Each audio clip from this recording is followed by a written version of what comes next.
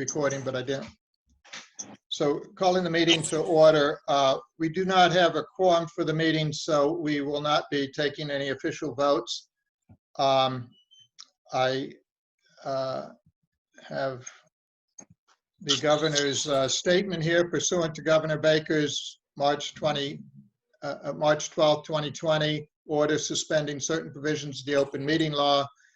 We are using the modified open meeting laws, which allow remote attendance. The meeting is being recorded and will be made available through Westborough TV at a later date. Would somebody be willing to take minutes for me? Thank you, Carol. We will not, so the agenda, which I can share here,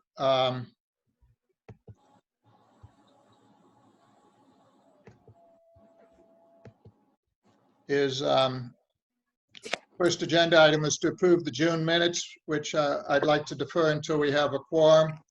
But if anybody has any comments on the June minutes that they want to note at this time, I'll make sure they get updated before the next meeting.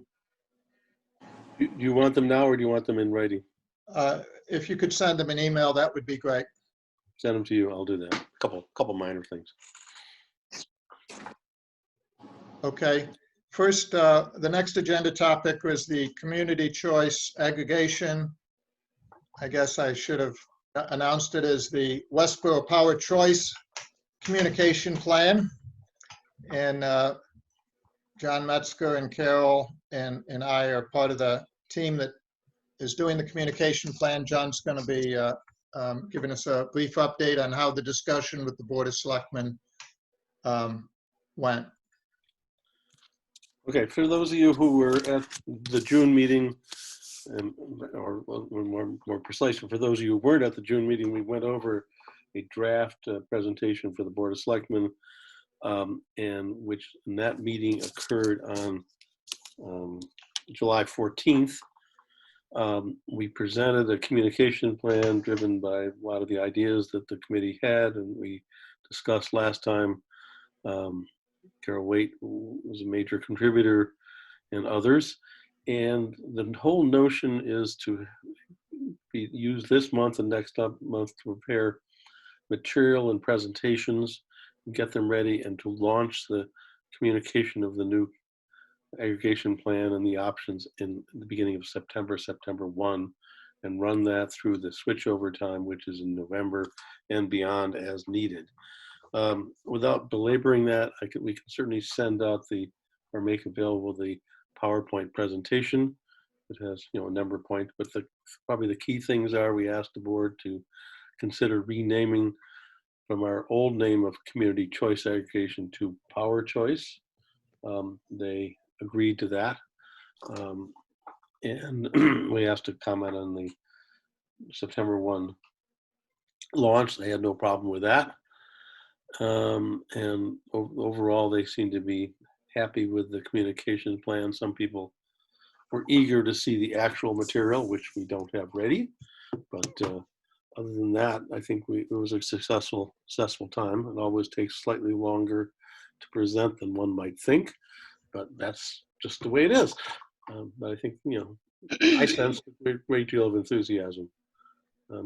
Carol or Pete, any comments? Yeah, I think you referred to Carol as Waite, is Carol Fisher. Carol Fisher, I'm sorry, yes, of course. I think you were probably referring to her, yes. Carol Fisher, do you have anything to add on the meeting? I don't. No, that was just it. There were just the two things that they approved of, and just giving the overall plan that we're taking this time to work on materials. I think that was well put. And they seemed comfortable with it. Yeah, I mean, it's troubling times. The economic conditions of the country and the town are under stress. The ability to meet in person is going to make it particularly more challenging. So all of that is noted, and I think was commented on in the board meeting. But that notwithstanding, there was also enthusiasm for the environmental impact we're going to be making by this change. And with the communication plan, we'll be trying to find that balance of meeting the needs, those two conflicting needs of accommodating the people on a tight budget and the environmental needs of the world, and our obligation to contribute to that mitigation. So I'd also comment that, Shelby Marshall, who's the current board chair, is also in being our liaison on this. It was a very good advocate during the meeting when issues came up. She very willingly spoke up and championed the cause. So I think we have a good advocate on the board. yeah, and we had a pre-meeting with Shelby, and she was very sharp and on topic. She clearly understands the issues, and I think it's going to be very instrumental in keeping the support of the board going forward. Unless there's further comments on the Westborough Power Choice activities, I'll ask John to give us an update on Eversource pipeline, where there's been. Pete just had a quick comment. We had a pretty reasonable turnout for the Westborough Environmental Collaborative webinar that we did on composting, I believe, in May. So once all of this gets going with the Power Choice, if we want to do a webinar to just kind of promote the Power Choice and answer, questions, that people might have, I could certainly work on that with, John, Carol, if she's available, and, any other interested parties. I think that would be great. I think, we're probably going to do most of this as webinars and Zoom meetings and things of that nature, because the chance of gathering, I think it would appear there's relatively little chance that we'll be able to gather people in person. And even if we did have opportunity to gather in person, we'd probably have a Zoom option so that people who are uncomfortable could still participate. So it's always, I think it's guaranteed we'll have some Zoom content. And I think a webinar offer, Katie, is excellent. Thanks.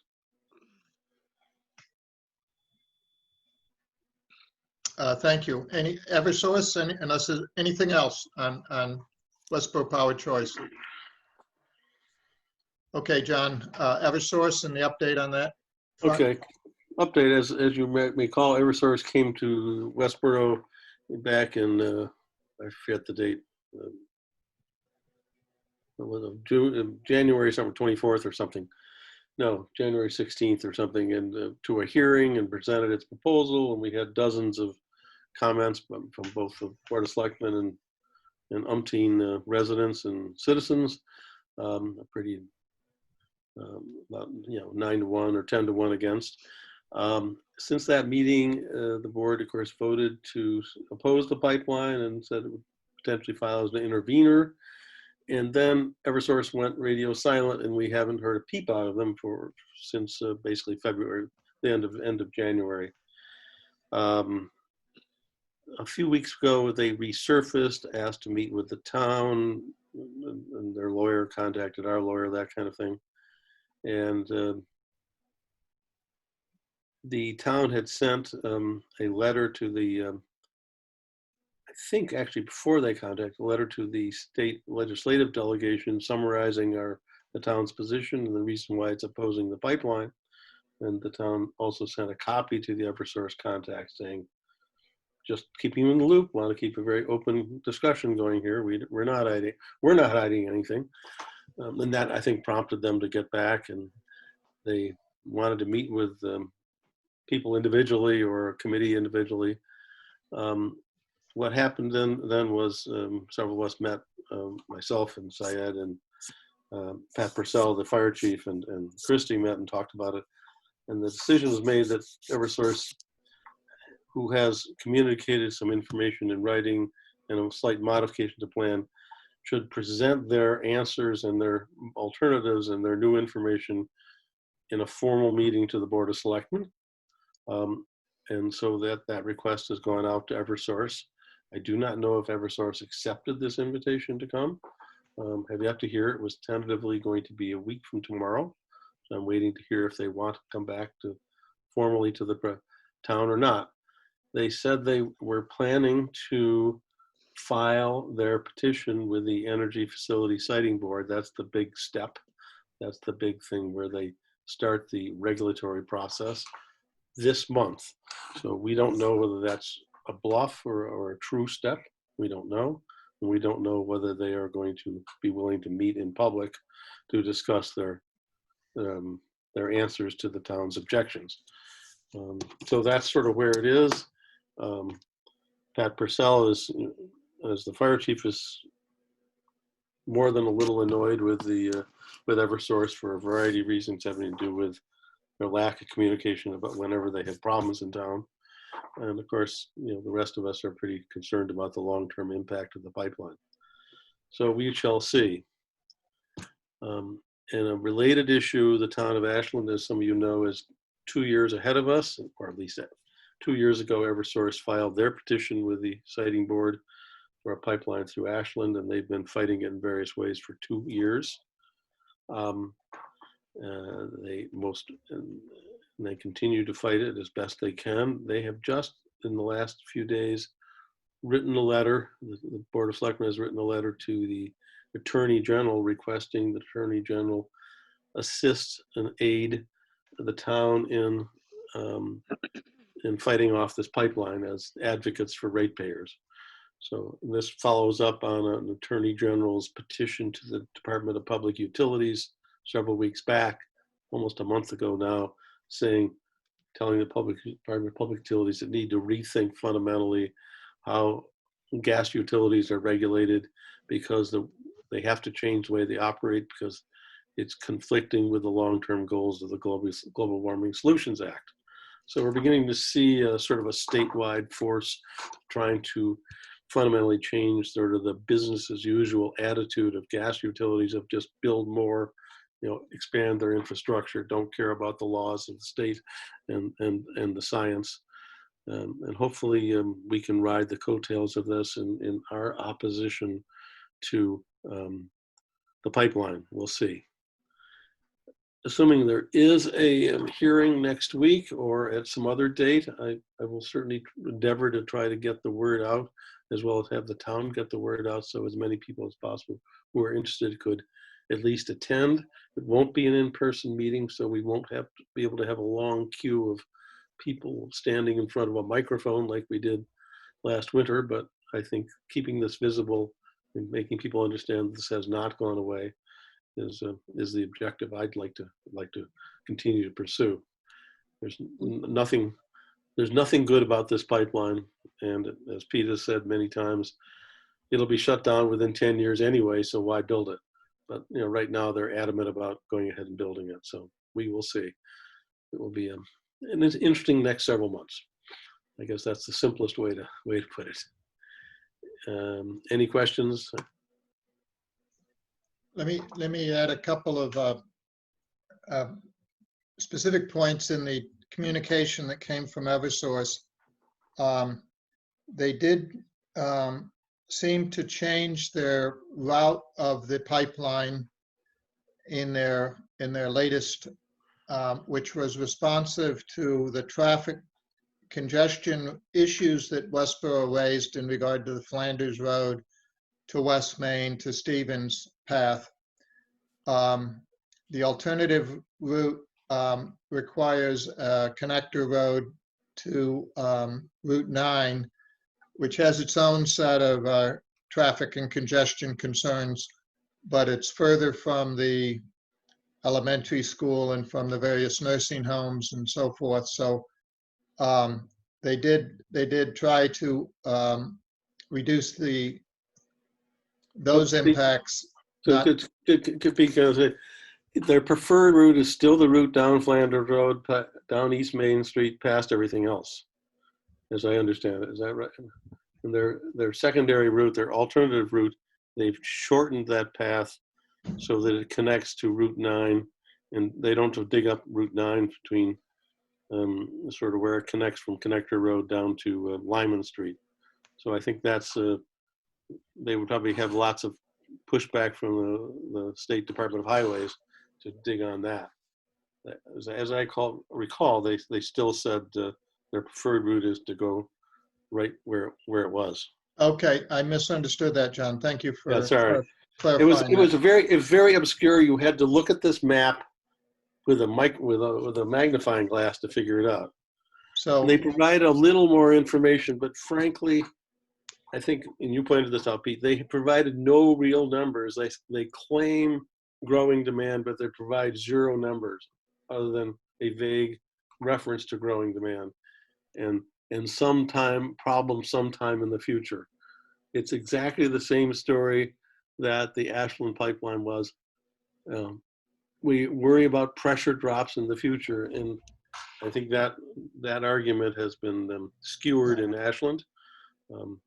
the other issue which concerned me a great deal was that if the pipeline was needed for the new baseball development in Worcester, Polar Park development and the associated community development around that, the political pressure would have been really high to get this done quickly to support that economic development. Interesting, they responded in writing that this pipeline is not associated with that development, and in fact that development gets its feed from a different direction off the main and comes through a totally different feeder line. So to me that was good news, because we're not going to get that political pressure. Yeah. So John, please keep us informed. The two thoughts came to mind in regard to the Board of Selectmen, and I didn't really think about the Zoom meeting. And is there some way we could have and I'm just making this up as I sit here, some sort of a sign-on letter that in the Board of Selectmen meeting, we could speak with the voice of 100 by having a sign-on letter that's submitted to the Board of Selectmen as part of the Eversource presentation. I haven't thought about that. I don't know. We can certainly try it. I don't know how easy it is to get a sign-on letter signed in these days and times, but it's an interesting thought. So I just thought of that, as you said, this is be different because it's a Zoom meeting. It certainly will be.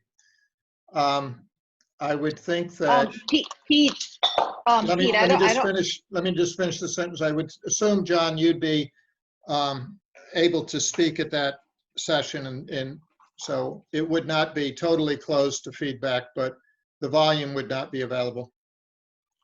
Go ahead, Katie. I was going to say there's a third-party website, third-party site. I don't remember the name of it, but it makes it super easy for petitions to get signed. So if we wanted to have a petition signed to kind of show what the degree of support is around something like this, that could be done in a pretty straightforward way using this tool. Yeah, the question I have is, how do we do the outreach to get to people? We don't have a definitive list of the people who attended or who might otherwise be interested. So we have an outreach challenge to get attention now 5 months after this other event occurred. I'm not quite sure how to do that, but happy to have any thoughts people have. I think we've been pretty effective in the outreach channels that we have been using. So I can't speak to whether we have the list of who originally went, but if we probably used our existing communication channels, we probably have reasonable number of people sign up. So when the collaborative did that webinar, so you just did your normal outreach and a bunch of people signed up? Oh, we worked with Carol, and she's amazing in this, but I think we had a pretty good, we had pretty reasonable outreach and reasonable attendance, I mean, the level of, effort for this is lower because that was actually getting people to sign up for a webinar, and this would be getting people to sign, sign a virtual petition. So, hopefully if that's a route we wanted to take, it could be done. Yeah, Facebook and our kind of friends in the Westborough Environmental Collaborative, the Rotary, and others could potentially be asked to send it to their membership. Okay. So I just sprung that on you in the course of this meeting, John. If you give it some thought, maybe tomorrow we could email back and forth and decide if it's worth it. Katie, if you could send us a link to that website that you're referring to, or put it in the chat if it's easy enough to find on the fly. Yep, I'll look it up and let you know. And somewhat depends on when the timing is. If it's as soon as a week from tomorrow, we probably don't have enough runway to do a reasonable job. But if it's a couple weeks beyond that, we could probably do a better job of getting a 100+ name. Yeah, so again, we don't know whether they accepted for that date. I think there was an issue of at least one of the lawyer intermediaries being on vacation last week, which delayed that. So I really don't know what the prospects for next week are. Okay. Well, we will look forward to be anxious to hear further updates, and so use email to keep us up to date, because it probably won't wait till the next meeting. Yep. A monthly meeting. I do feel like we're in pretty good shape. Oh, the other thing I was going to mention was the Attorney General. I had mentioned this to you, John, that maybe that would be a strategy we could take. So any further thought on whether Westborough should engage the Attorney General's office, or should we wait until they file with FERC, with DPU? I think we should wait till they file with the DPU, and then we have a chance to analyze it, and then ask them to, and find out also what response Ashland gets from the Attorney General's office. If the Attorney General's office jumps on Ashland's request and says by all means, then of course that's a really positive, and we can say put us in the queue because we got sort of an evil twin project, a twin project right here, doing the same kind of thing with the same kind of lack of long-term sense. So we'll see. I guess I'd wait till they really file, because if they never file, then of course maybe they're going to back off and not file. I don't know. Yep. It's not real until they file. So Okay, all set on Eversource. Did anybody else have anything on Eversource? I would just say one idea is this petition that we could shoot for 100 or more. I don't see it necessarily having to be tied to when the Board of Selectmen meets next. It could be kind of between their meetings that, hey, there was that big turnout at the Forbes building, but look, people are still in support of blocking this. So I hear what you're saying about not enough runway between now and maybe when they're meeting next, but that potential petition could be sent over to them pretty much at any time. Ideally, it would be in conjunction with the meeting, but I don't think it's married to that. And then just if it came out as far as how do we get to the signatories and whatnot, each of us, I'm sitting here thinking of about a dozen, 15 people that if I had a link, I would forward it to, and very likely they would sign it. So, we could work through this more informal channels to keep people informed.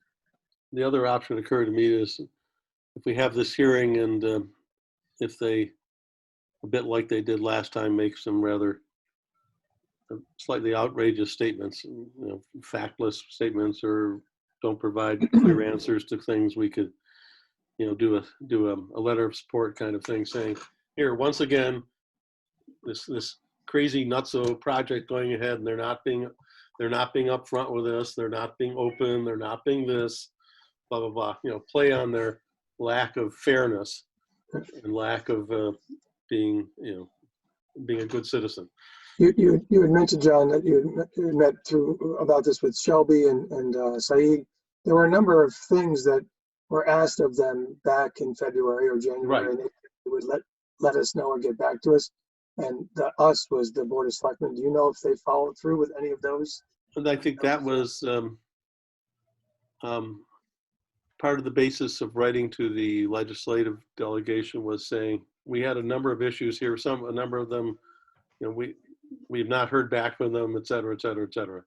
So yes, I think the Board of Selectmen, you know, have that list, and I'm sure that they will use the first part of any meeting to say, you know, after a presentation, to see, well, you didn't answer this, you didn't answer that. So yeah, Yep. I'm sure. Good. I'm sure I'm pretty confident in that. All right, that's all I had. Thank you for your leadership on this. Well, I think I'm not sure whether there's leadership. It's wonderful to see I think the Board of Selectmen in general and Christie as the town manager are, I believe, very supportive of this. So, and want to keep on top of it, given everything else they're dealing with, and they've got a lot of other issues.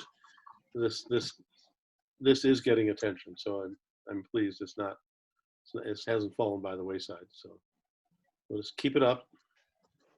And, hopefully we'll prevail after probably much longer time than we'd like. But it'll be good. Excellent. Okay, thank you, John. Eric, you'd communicated a great deal of information in an email, and so I put an agenda item for you to summarize and emphasize any actions you would like from this committee and on the tree policy and the tree work you've been doing. Sure. So I'm going to send a message here with the name of the person at the state that I got a hold of there. So for you, Carol, for the minutes, Molly Frelecker, maybe. I don't know. I'm butchering her last name. So I guess, Pete, I'm really happy that you asked this. So sort of where things stand is in response to that email, which was distributed to the folks involved in this committee, I sent it out to those that have showed up and are on the CODI, Committee on the Environment, sort of group. I sent it to Jillian, the president of the WCLT, and asked her to forward it to the membership of the WCLT. And I to be honest, don't know if she did that or not. But the long and short of it is the email went to between 50 and 200 people. And in the email, I've asked for help, and nobody has stepped forward. So I continue to be a committee of one.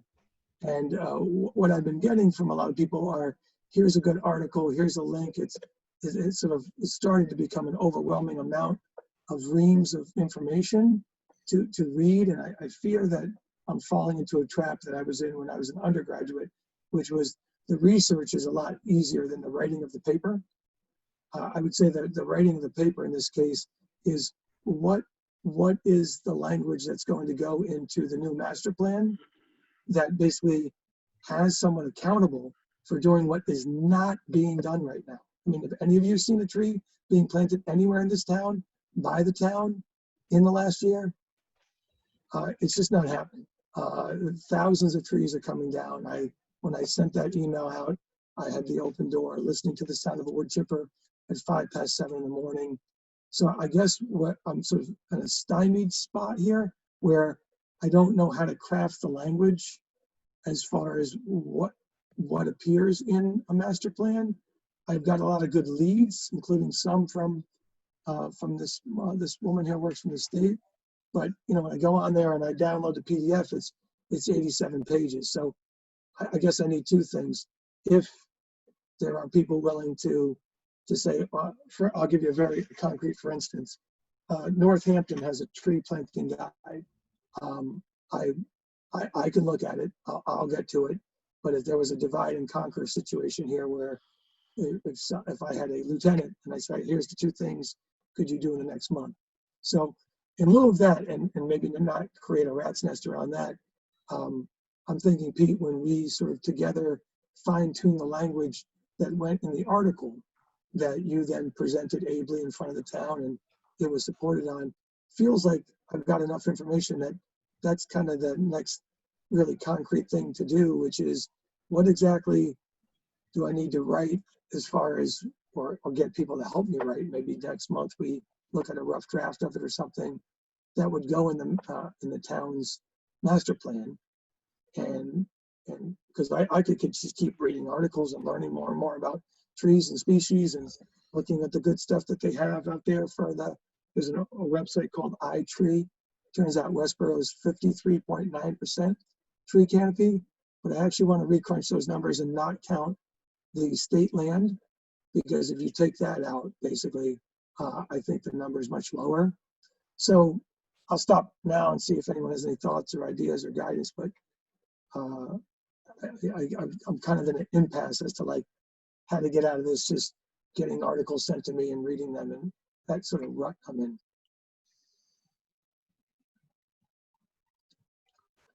So in the chat, Lee McLean said, I don't know if you've seen it, but I may have someone that would like to join you, Eric, and Yep. also let me know how I can help as well. So I think you may have the first couple of volunteers for your army. Awesome, thanks, Lee. Yep, I can do that. And then you know, her and I and whomever else we could talk offline. And it's nothing as intense as I think what John's involved in with the Eversource, but a divide and conquer, and just helping me sort of be clear around that's interesting, but that's not a priority. Let's focus. Maybe advice from you, Pete, knowing, having the bird's eye view of the climate action plan and the master plan, and sort of what would the language look like? I'm a little stumped, and maybe we have to think about it. I don't want to put you on the spot for an answer. Yeah, no, I was going to respond from that venue. I have never been involved in a master plan, so I won't speak to how the master plan might respond structurally to writing it up, but I will send you the latest climate action plan presentation, which includes some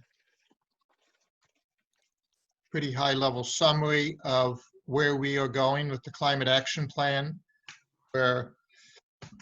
which has a, I'd say a two-tier model. One is to set some goals. And for example, the goal could be take the 53% and make it 58% by 2030, or, you know, try to have some quantifiable goal. Yep. And an agreement on a methodology for how that gets measured. And then a list of strategies. And in our proposed structure for the climate action plan, the goals would be pretty strong commitments. Of course, not binding. It's all committing to ourselves to do. But the strategies might be possible strategies where there could be 4 or 5 that would be compared, with only 2 ultimately getting implemented based on the detailed study of cost and so forth. So I'm picturing an action, a goal associated with trees. And so is Chris Payant, who's leading the work group that's responsible for that. So he has, you know, he's starting to draft goals and he has strategies drafted already, and we're trying to build them into these goal statements. And so I would, I believe you copied Chris I did, yep. On that note. From the climate action plan perspective, he's on point with that and supportive. So, it might make sense for me to circle back and sit down with him again to sort of see where he is and what I can do to help put some air under his wings. Yeah, each of the work groups is responsible for writing goals and strategies. He's responsible for the goals and strategies in this space. If you came in and said, okay, I'm here, let me write some text, see if you like what I've written, you know, use him as a sounding board, and with his connections with the new conservation, Stephanie, make sure I get the phrase right, director, conservation commissioner, whatever. I think his name is Jordan. You're on mute, Stephanie. Yeah, I was trying to get unmuted. It's, yeah, Jordan McCarron.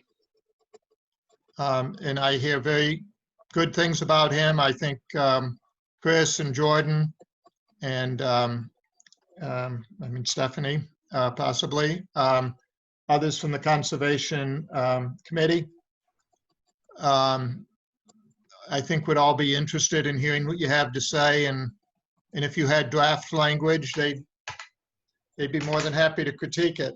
Sure. Who exactly would roll up their sleeves and write text with you? That's a smaller number, but I think people would be interested and conceptually supportive. Yeah, I'm sorry, I can't volunteer for any further additions to my committees. I'm working 2 jobs and doing all these committees now, so I'm just booked. Yeah, no, I get it. But I would follow up with Chris Payant and see if he would host a meeting with Jordan, and you could have, you know, bulletize some of the things you've sent out in the email, which was pretty extensive. Can you Again, remind me who's Jordan again? he's the new what's his title, Stephanie? I think it's Conservation Director. I forget because I thought it was agent, but then when I saw, you know what? Oh, I can't look up an email. He's I was on gonna the say, town, he's on the town website. You can go look for it. He's Yeah, the employee that's the top conservation person in town. I always Okay. get it confused because there was officer, there was director, there was agent. So I'm gonna see if I can find an email real quick. But And roughly, Pete, just if you could, as you're telling us all this, how are we doing as far as the timeline as this rolls out? I know it's been thrown off a little bit because of the pandemic, but we have, in the climate action plan, we've gone through a brainstorming program of building strategies. We're grouping them now into goals of here are the goals we think we can achieve and how the strategies work to achieve the goals. And our next meeting is in August 23rd. We're going to take a kind of detailed look at the goals. And in September, we're going to begin discussions with Board of Selectmen and town committees, and then go into the public meetings later in September and October. okay, good. Primarily discussing at the goal level and using the strategies as feasibility statements that say these are feasible goals. We can reach these if we implement these types of strategies. Okay, good. So Jordan's title is Conservation Director. And again, he's new to town, but I hear really good things about him. Okay, And Sherry, what's Sherry's last name? Wittes. Wittes would also Wittes, be, she's the assistant conservation director. So we have two very good resources there. Chris Payant's interested in this topic and willing to help. And, you know, I think at the level of detail of the town meeting warrant article, you could come up with some bullets, make some bold statements, and say, do people agree this is the goal we should set? And here's the strategies for achieving the goal. okay, good. That's good. That's good advice. Very helpful. So I'll connect offline with Lee and Jamie and touch base with Chris to see about the 3 and maybe even this 5 of us, 6 of us, sort of picking up the conversation from here around goals and then strategies to get there. And then maybe below that is some best practices to see it through. And if again, I'm committed up myself, but if Yeah, you yeah, had no, draft of us, you know, a page or 2 that says, okay, here's what we're asking for, I'd be happy to review and input on that. Okay. So it's, you know, The master plan, I believe, is going to be in the climate and environment, in the climate space specifically. The master plan will be leveraging the climate action plan work heavily. I just had a quick question. Is the climate action plan a subset of the master plan, or it's just a different plan? It just wasn't clear. It's a completely different document, which the two documents will reference each other. Okay, so they have different time horizons and deliverable dates? For when the document gets published? Is that what the question is?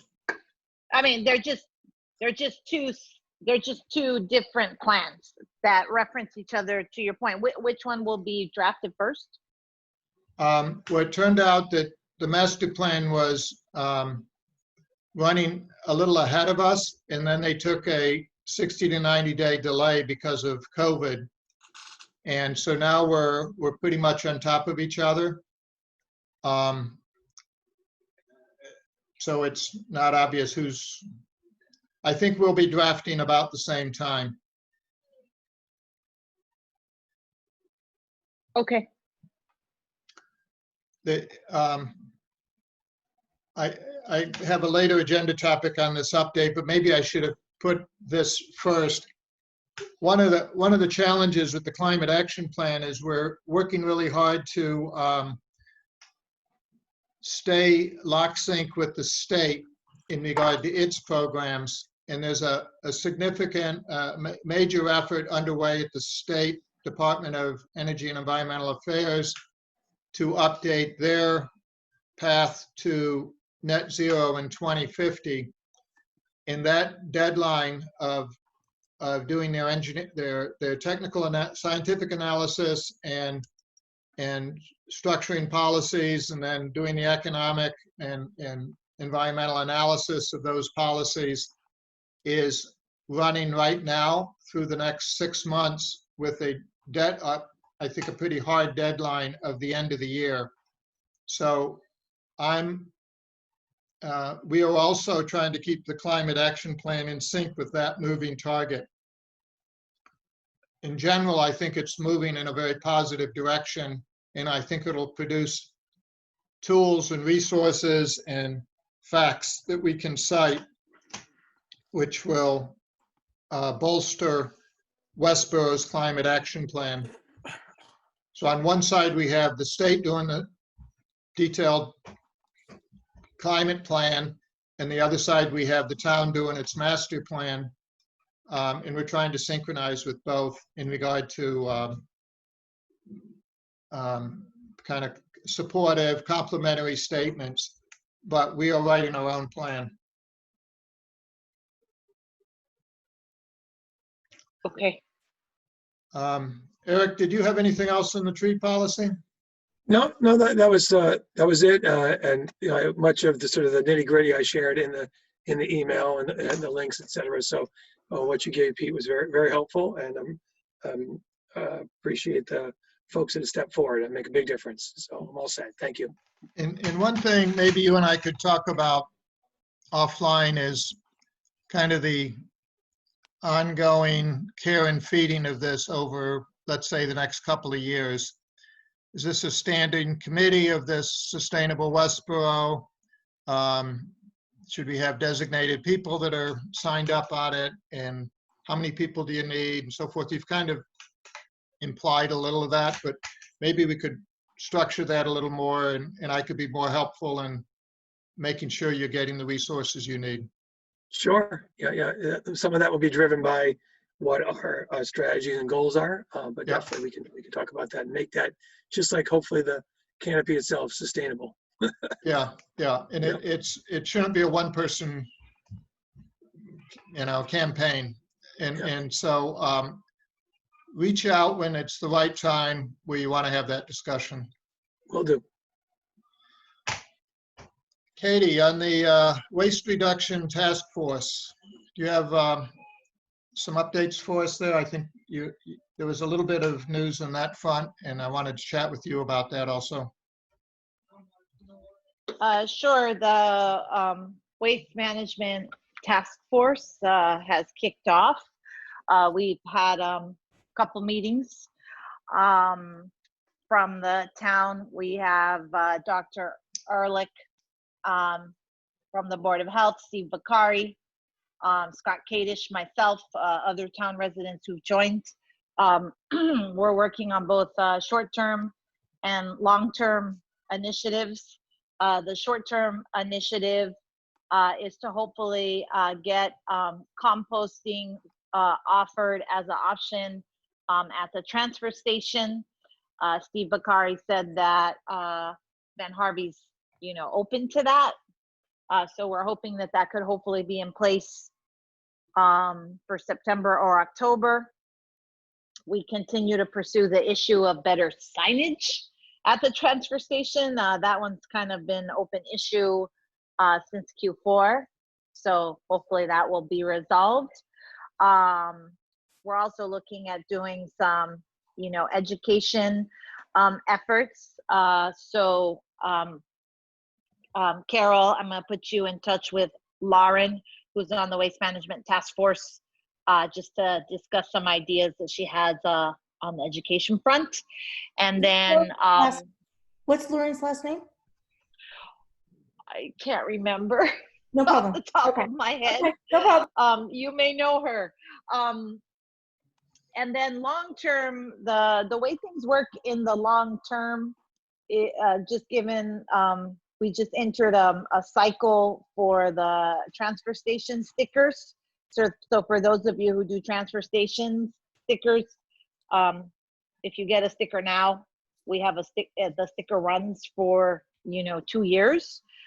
So the idea would be to look at what the long-term options might be that we could implement in 2 years time frame. And I think there's a lot of energy around, having potentially, a curbside trash and recycle program, trash and recycle offer that would be from the town versus from Harvey's, where we could hopefully give people more options. And of course, we were thinking of offering composting as a third service, but if that's too expensive, we might be able to get there if we have composting at the transfer station and we continue to promote the Black Earth option. So that's kind of where we're at right now. And then just have to hear back, Pete, about how we can be hopefully get some coverage in the master plan per the email that I sent. I guess that's to follow up with Jim Robbins and Steve Bakari.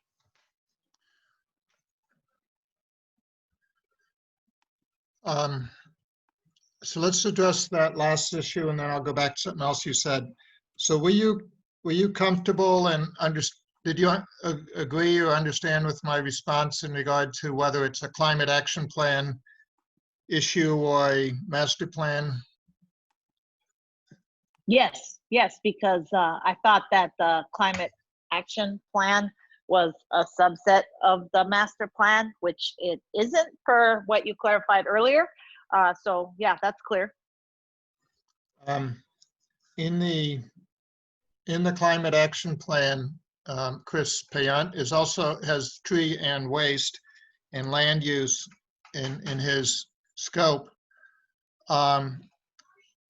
It turns out in the greenhouse gas emissions, waste is a pretty small slice of our greenhouse gas emissions, as using the state greenhouse gas inventory tool. And I will flash a few slides up and share them with you after the meeting. I think I've already shared them, but I'll show you the greenhouse gas inventory. So I do think that it's important that it stay with Steve Bakari and in the Board of Health, as they're the ones who have the administrative responsibility for it. And Steve's on the master plan committee and can define how it gets expressed and documented into the master plan easier than I can. Yeah, and then the calculation of the greenhouse gas effect of the waste to energy, is that based on the amount of waste that we take to Wheelabrator?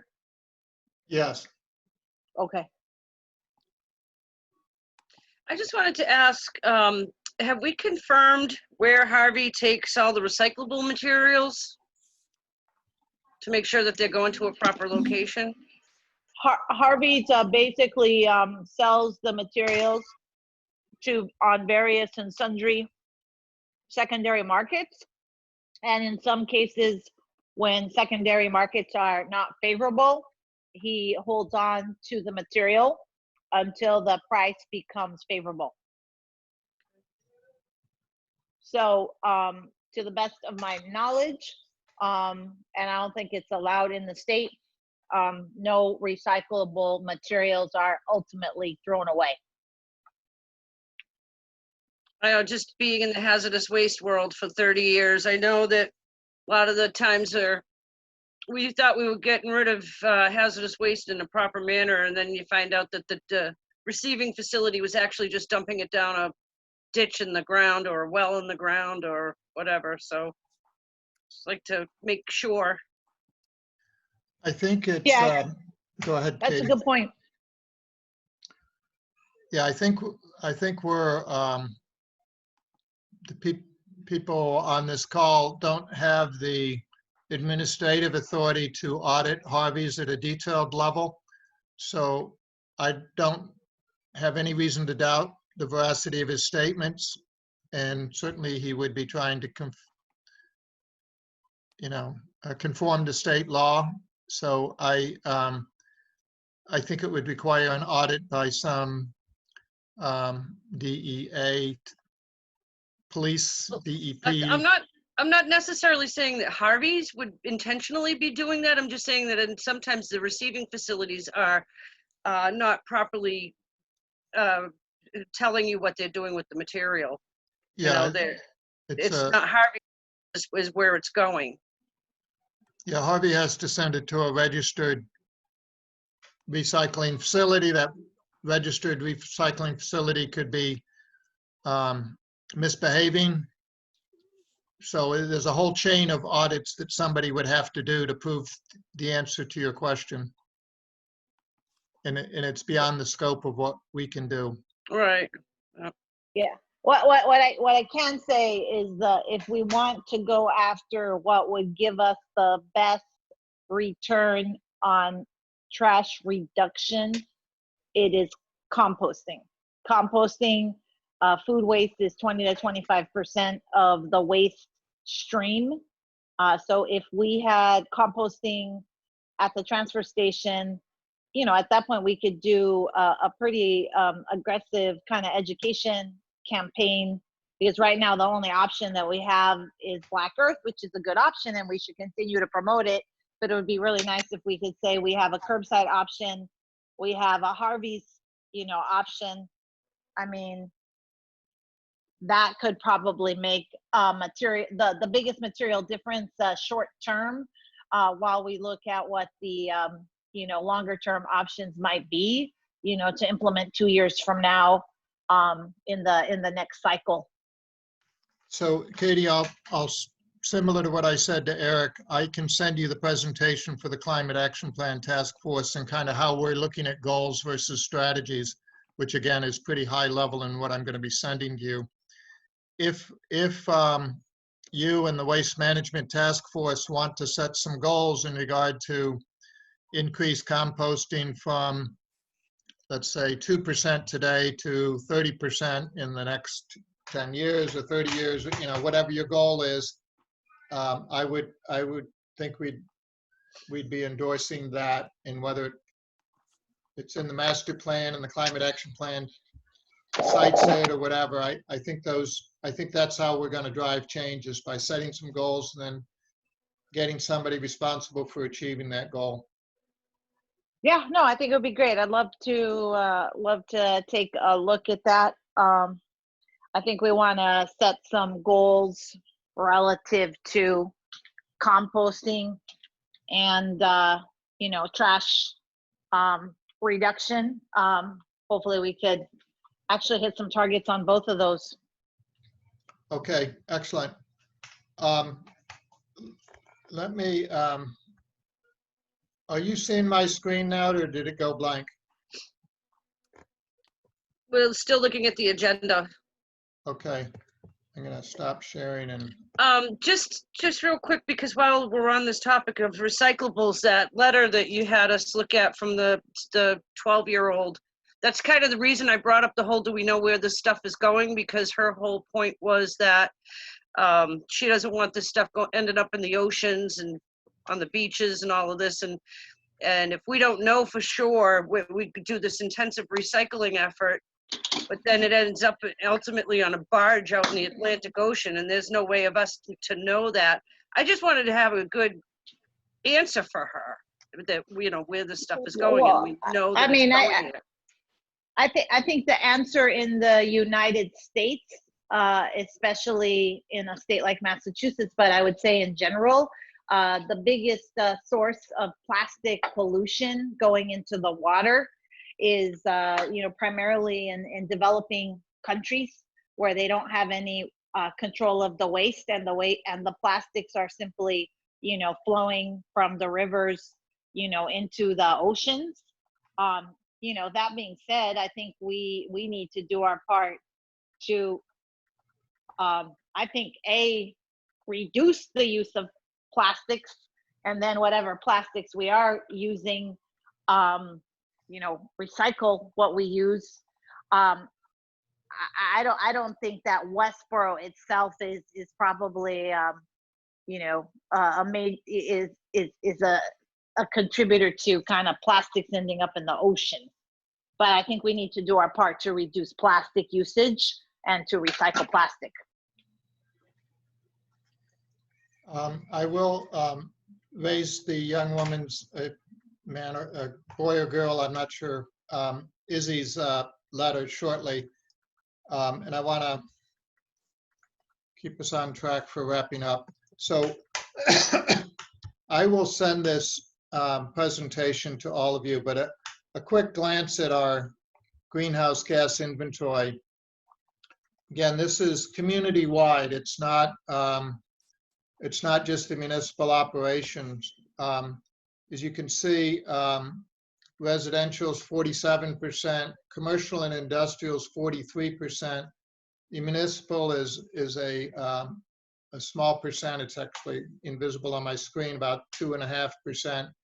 And in the other is some issues like construction and waste, which is inclusive of both residential and commercial, and commuter rail traffic and some other things like that.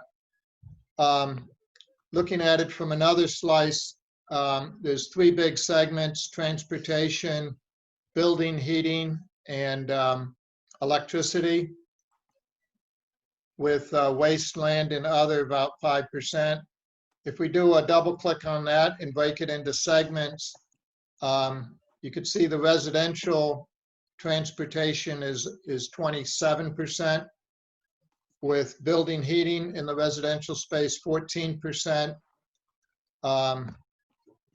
The commercial and industrial building, heating at 20%, and commercial industrial electricity at 21%.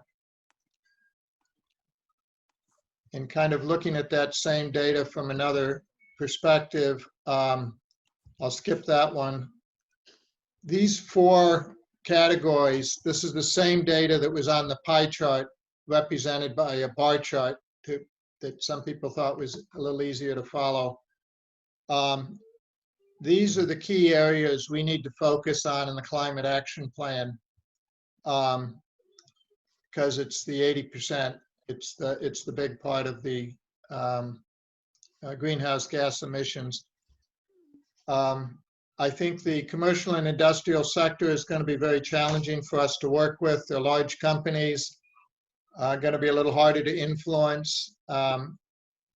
The segment at the bottom, the residential vehicle, I think the strategy there is pretty clear in regard to what we need to do. We need to get people to use, to the degree possible, mass transit, but the vast majority of trips in and out of Westborough are going to continue to be passenger vehicles, and those need to be electrified using renewable energy. So again, I'll send this slide deck around. I'm just flashing this through quickly. You can review it, but you can get a sense of, this is the raw data that went into those charts. These are the areas the Climate Action Plan Task Force is going to be focusing on. In the 4 color codes here, the purple, green, yellow, and blue are the 4 work groups we've set up to do the work in each of these segments. I will send this to the distribution after the meeting.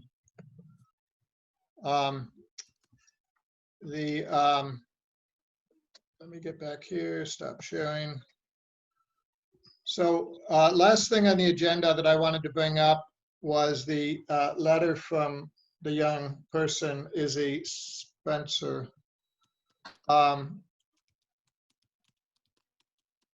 would,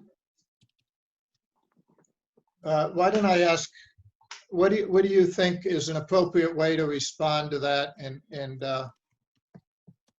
what suggestions do you have? I was mean, think- Go go ahead. ahead, Katie. No, go. Well, I was just going to say, all of these committees that are working on all these various environmental aspects of things, I think it would be something that we could get her maybe involved in. I don't know if that's allowable because she's 12 years old, but certainly show her where we're moving forward with all of these things and how this is under discussion and what our plans are, what we've already started implementing and what we plan to implement.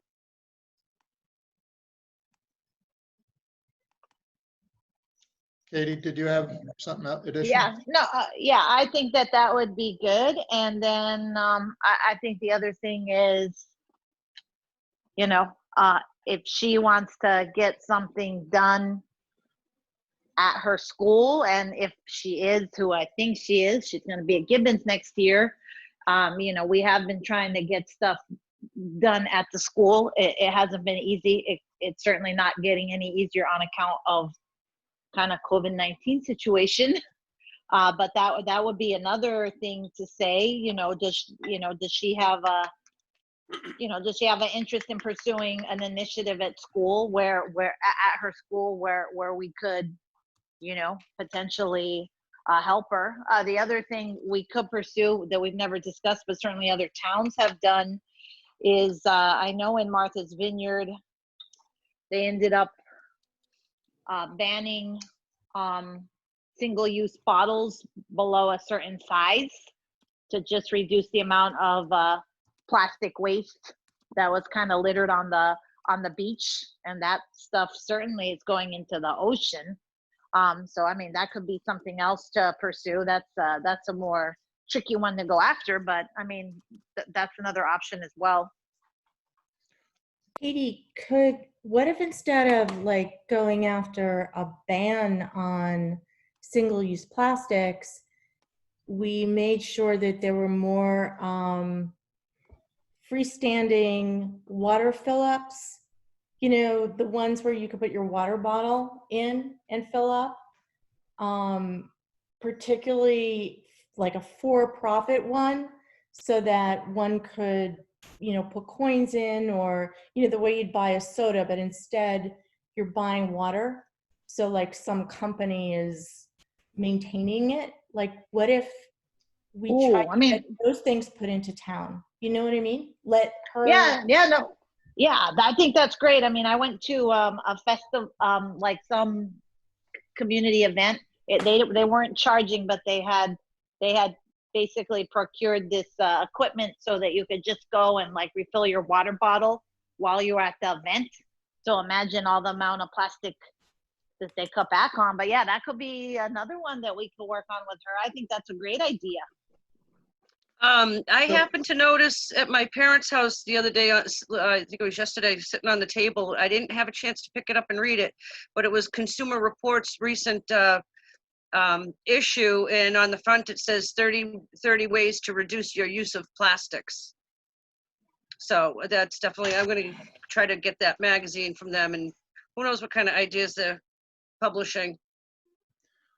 Let me give a little different perspective maybe. My first reaction is just admiration and applause for the young person that would have the gumption of writing a letter like that. And so the first thing I'd like to do in responding to her was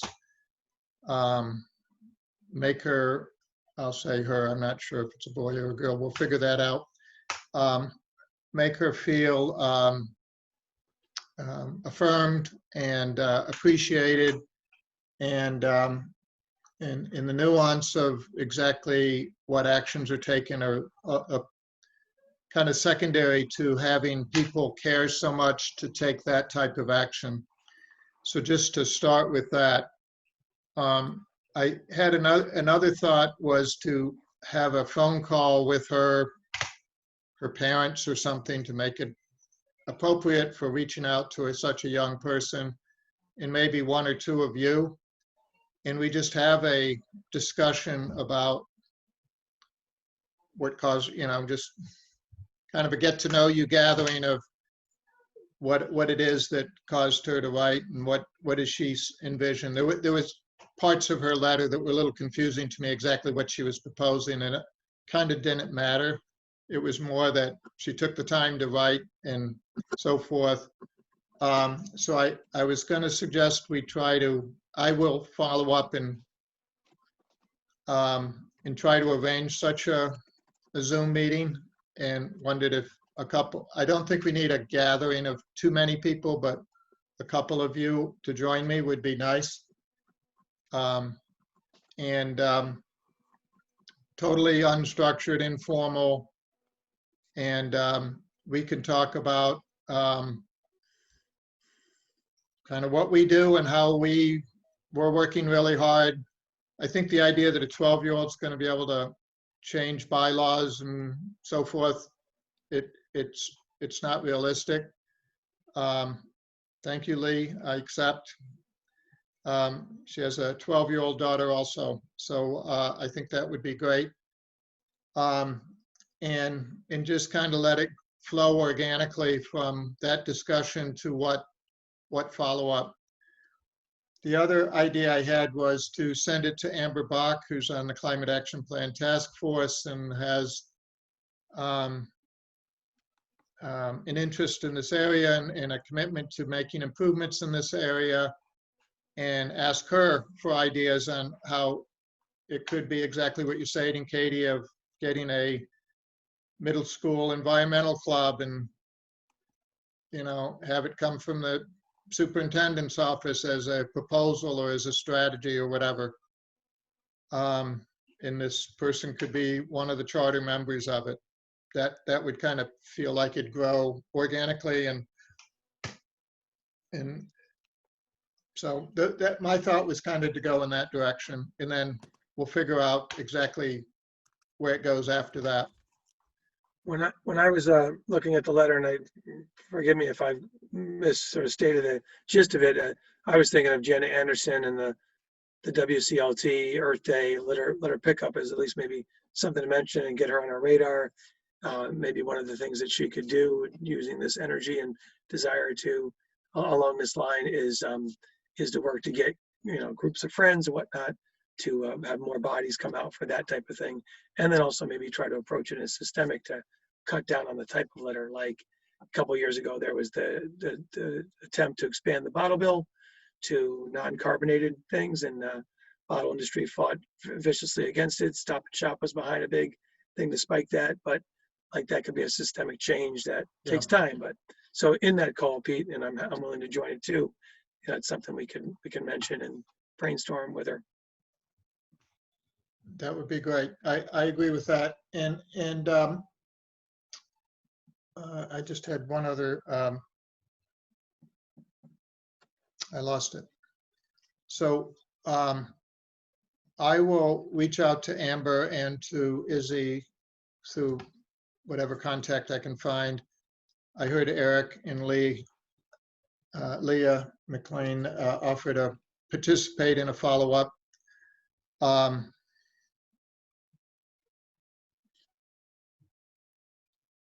John just noted that the slides did not advance on his screen. So I'm sorry for screwing it up.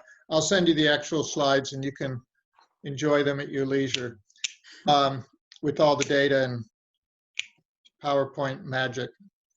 What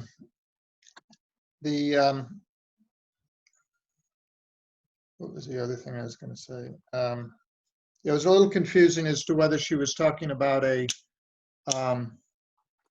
kind of the Earth Day cleanup process, but do it multiple times in the year so that the community stays clean always, or whether it was a curbside, do something. But again, it wasn't really the details of what she was proposing. It was more just the initiative she showed in speaking out and so forth. Oh, I know the other thing, and this might be something Carol Fisher would be interested in. I would love to see like a PSA with some young people talking to these issues. And maybe there's, again, depending on her personality and stuff, that might be something we could make a definitive follow-up. And I know, Carol, you talked to the Westborough TV folks and you're nodding, so I think they would be very in line with that type of thing. And then we can feature it on Sustainable Westborough website and so forth. Northborough had some school kids do that. I don't know if you know Jean Cahill. Her daughter was one of the stars of the show. So I think those can be effective. It is work to kind of, script it and get the kids in, but with the right kids with some enthusiasm, I think they can be very compelling. And that ongoing enthusiasm by the school-age kids, I think, is a great way to reach families. Agreed. So I think a PSA could be one of the downstream dimensions that could go. And Katie, you and I went and met with the high school environmental club. One idea I think you and I discussed, I know I discussed it with somebody, was the idea of having the high school kids mentor middle school kids in how to set up an environmental club. So again, it's this synergy of different parts of the community talking to each other that I see as powerful. And again, I can kind of cue some of that up with Amber Bach, see what she thinks. And some of this may be just all deferred until post-COVID days, but I do want to get back to the person that Izzy and thank her for the letter. Anything else on the other business, or new business, whatever I had? So I got a very cool on that idea of the PSA. Okay, anything else on new business or other topics for tonight? No, I just want to apologize for me jumping around. I'm battling Indian moths and I'm trying to whack them with this electric racket while I'm sitting here. It's very annoying. No problem. Yeah, stay cool and stay safe, everyone, in these difficult times. Are we set up for the next month's meeting already? Yes, we're on a monthly calendar here, so it still says The third week DPW or something, but it's going to be a Zoom meeting next month. You can be sure. on the 17th. Yes. You said something about a meeting on the 23rd of August, I think, or was it the 23rd of July? The 23rd of August is the Climate Action Plan Task Force. Because that's a Sunday. So I will send you the correct date. Okay. It must be the 24th. Yeah, okay. I'll pencil it in just in case. Okay. All right. Thank you all. Good Thank you too. discussion Take as care. always. Take care. Bye. Bye-bye, everyone. Thank you. Thank you.